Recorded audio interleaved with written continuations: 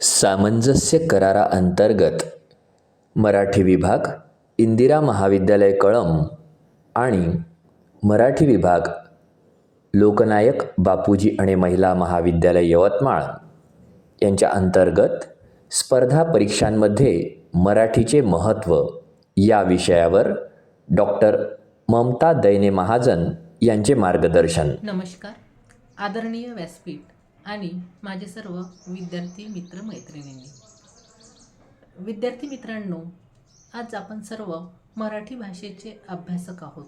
मराठी भाषा आणि साहित्याचा आपण अभ्यास करतो आहोत. आपल्याला माहिती आहे की आपल्या जीवनामध्ये, मानवी जीवनामध्ये मातृभाषेचं स्थान हे किती महत्त्वाचं आहे, किती अनन्यसाधारण आहे. आपल्या दैनंदिन गरजा पूर्ण करण्याचं साधन म्हणजेच आपली मातृभाषा. इतकेच नाही तर आपल्या भावना व्यक्त करण्याचं साधन, आपले विचार व्यक्त करण्याचं साधन, आपले अनुभव व्यक्त करण्याचं साधन म्हणजे आपली भाषा होय. मातृभाषा ही आमच्या जिव्हाळ्याचा उद्गार आहे. आम्ही कितीही भाषा शिकलेलो असलो तरीसुद्धा आम्हाला आमच्या मनातली, अंतःकरणातली, हृदयातली जीवीचा जिव्हाळा जेव्हा व्यक्त करायचा असतो तेव्हा आम्ही अर्थातच मातृभाषेचा आधार घेतो. इतकं मातृभाषेचे स्थान आमच्या जीवनामध्ये अतिशय महत्त्वाचं आहे. आपल्याला सर्वांना माहिती आहे की भाषा ही माणसाने निर्माण केलेली आहे. आज आपल्याला असं म्हणता येईल की माणसाने फक्त भाषा निर्माण केली नाही तर माणसाला घडविण्याचं काम सुद्धा ही भाषा करते आहे. भाषा म्हणजेच बोलणे. परंतु हेच बोलणे जर आमचं प्रभावी असेल तर आज हे बोलणं आमच्या रोजगार प्राप्तीचं साधन होऊ शकतं. भाषाच्या अभ्यासाच्या माध्यमातून विविध रोजगाराच्या संधी आम्हाला प्राप्त होऊ शकतात.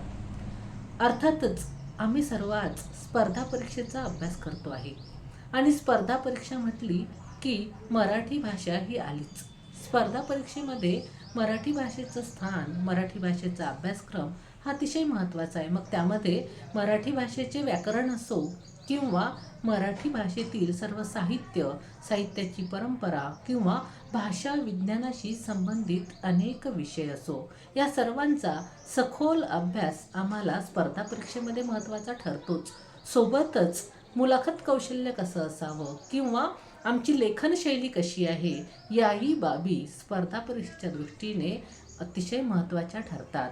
स्पर्धा परीक्षेसाठी मराठी भाषा हा विषय आम्हाला एक रोजगार प्राप्तीचं साधन म्हणून महत्त्वाचं आहेच.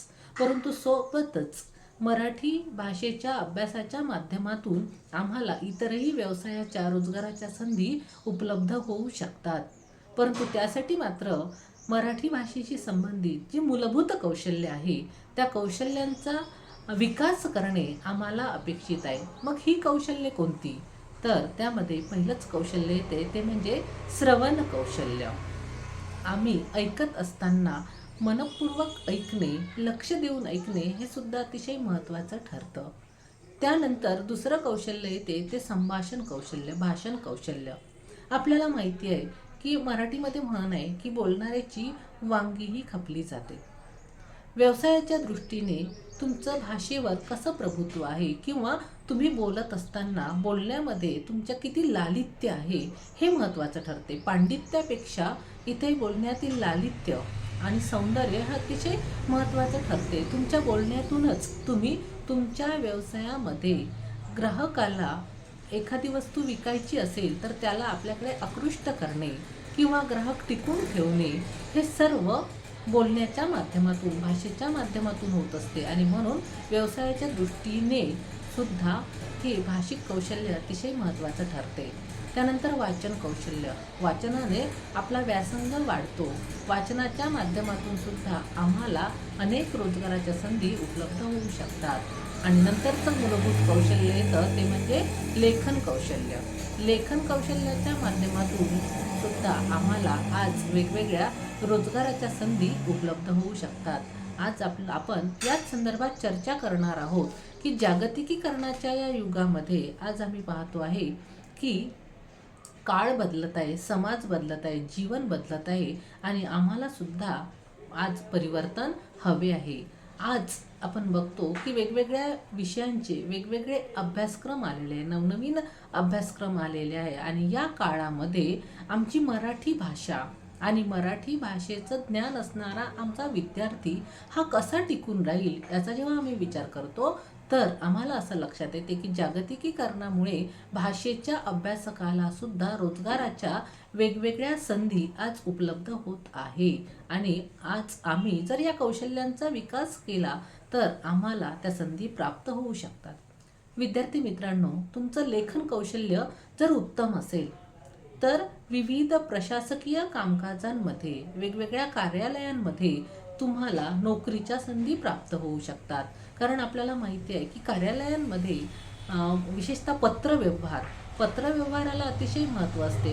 वेगवेगळ्या कार्यालयांशी संपर्क साधण्याचं एक माध्यम म्हणजे पत्रव्यवहार असतो. अशावेळी जर तुम्हाला औपचारिक भाषेतून उत्तम लेखन करता येत असेल तर कार्यालयीन पत्रव्यवहाराच्या माध्यमातून तुम्हाला एक रोजगाराची संधी मिळू शकते. त्यानंतर आपण पाहतो की टिप्पणी लेखन हा सुद्धा कार्यालयीन कामकाजाचा एक अतिशय महत्त्वाचा भाग असतो की एखादं महत्त्वाचं पत्र आल्यानंतर त्यावर त्याचा सारांश हा टिप्पणीच्या स्वरूपात लिहिला जातो. तर ही टिप्पणी कशी लिहायची, तिथे भाषा कोणती वापरायची, त्यात मुद्देसूदपणा असावा, यामध्ये सुद्धा एक कौशल्य असतं. वेगवेगळ्या ठिकाणी वेगवेगळ्या कामकाजाच्या संदर्भात सभा घेतल्या जातात. त्या सभेचे, ज्याला आपण मिनिट्स म्हणतो, ते लिहिले जातात. त्याच मराठीमध्ये इतिवृत्त लेखन म्हटलं जातं. आपण जर लेखन कौशल्यामध्ये अगदी उत्तम असेल किंवा कुशल असेल तर आपल्याला ह्या सर्व नोकरीच्या संधी ह्या प्राप्त होऊ शकतात. इतकंच नाही तर आज आपण पाहतोय की आजचं युग हे प्रसारमाध्यमांचं युग आहे. मग त्यामध्ये मुद्रित स्वरूपातील प्रसारमाध्यमं असो किंवा इलेक्ट्रॉनिक्स मीडिया असो, या क्षेत्रामध्ये सुद्धा आम्हाला भाषा कौशल्यांचा जर आम्ही विकास केलेला असेल तर विविध नोकरीच्या संधी प्राप्त होऊ शकतात. मग त्यातलं सर्वात महत्त्वाचं पहिलं येतं ते म्हणजे बातमी लेखन. वृत्तपत्रांसाठी सुद्धा बातम्यांचं लेखन केलं जातं, बातम्या संकलित केल्या जातात. हे सुद्धा एक बातमी कशी लिहायची, बातमीचे किती पायऱ्या असतात, बातमीमध्ये कोणकोणत्या गोष्टी आवश्यक आहे, बातमी लेखनाची भाषा कशी असावी, या सर्व बाबी तिथे अर्थातच महत्त्वाच्या ठरतात. केवळ वृत्तपत्रासाठीच नाही तर आकाशवाणी असो किंवा दूरचित्रवाणी असो, तिथे सुद्धा बातम्या ह्या संकलित कराव्याच लागतात. मग इथे आम्ही वृत्तपत्रासाठी बातमी संकलित करत असताना ज्याप्रमाणे कोणत्या बाबी महत्त्वाच्या याचा जसा आम्ही विचार करतो, त्याचप्रमाणे आकाशवाणी किंवा दूरचित्रवाणी यासाठी बातम्या संकलित करत असताना किंवा बातम्या संपादन करत असताना भाषेशी संदर्भात कोणत्या गोष्टींचा आम्ही विकास करायला पाहिजे, कोणत्या बाबी आम्ही आत्मसात करायला पाहिजे आणि याचं जर आम्हाला ज्ञान असेल तर तिथेही आम्हाला रोजगाराची संधी प्राप्त होऊ शकते. आजचं युग हे ज्याप्रमाणे प्रसारमाध्यमांचं आहे त्याचप्रमाणे ते जाहिरातींचं सुद्धा युग आहे. ज्याप्रमाणे आपण पाहतो की वेगवेगळे व्यावसायिक उत्पादक हे आपल्या मालाची माहिती ग्राहकापर्यंत पोहोचविण्याकरिता आज जाहिरातीचा वापर करताना दिसतात आणि तो अधिक मोठ्या प्रमाणात करताना दिसतात. मग ती मुद्रित माध्यमातली जाहिरात असो किंवा इलेक्ट्रॉनिक्स मीडियामधली जाहिरात असो, आपण पाहतो की आकाशवाणी असो किंवा दूरचित्रवाणी, त्यावर एखादी मालिका किंवा एखादा कार्यक्रम पाहत असताना अक्षरशः जाहिरातींचा भडीमार केला जातो. तो आपल्याला कधी कधी कंटाळवाणाही वाटतो, पण त्याकडे जर आपण थोडं सकारात्मक दृष्टीने पाहिलं तर जाहिरात लेखन ही सुद्धा एक कला आहे. जाहिरात लेखन ही सुद्धा कला आहे आणि जाहिरात सादरीकरण ही सुद्धा एक कला आहे. आणि त्या दृष्टीने मग दूरचित्रवाणी किंवा आकाशवाणी इथे जर जाहिरात लेखन करायचं असेल, जाहिरातीचा मसुदा संहिता तयार करायची असेल तर कोणत्या बाबी आवश्यक आहे याविषयीचं ज्ञान हे भाषेच्या अभ्यासकाला मिळविता येते आणि त्याचा वापर त्याला तिथे नोकरीची संधी प्राप्त करण्यासाठी करता येतो. आकाशवाणी असेल तर तिथे श्रुतिका असतात किंवा वेगवेगळ्या प्रकारचे नवनवीन सृजनशील कार्यक्रम असतात, त्यांच्यासाठी त्यांना संहिता पाहिजे असतात. अशावेळी जर संहिता लेखन आपण करून देऊ शकलो तर त्या माध्यमातून सुद्धा आपल्याला 4 पैसे मिळू शकतात. एवढंच नाही तर आकाशवाणीवर वृत्तनिवेदक असतात, उद्घोषिका असतात, दूरचित्रवाणीवर सुद्धा वृत्तनिवेदक असतात.